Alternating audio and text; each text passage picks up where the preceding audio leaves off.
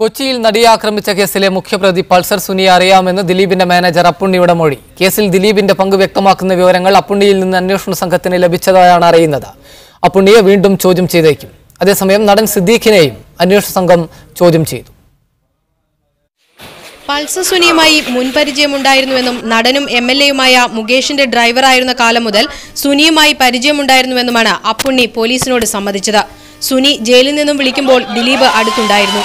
സുനി പറഞ്ഞ കാര്യങ്ങൾ ദിലീപിനെ അറിയിച്ചതായും ചോദ്യം ചെയ്യലിൽ അപ്പുണ്ണി പറഞ്ഞു.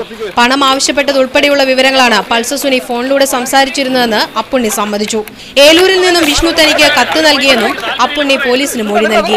ദിലീപും അപ്പുണ്ണിയും ഒരേ ടവർ ലൊക്കേഷനിൽ എത്തിയിരുന്നുവെന്ന് അന്വേഷണ സംഘം നേരത്തെ കണ്ടെത്തിയിരുന്നു.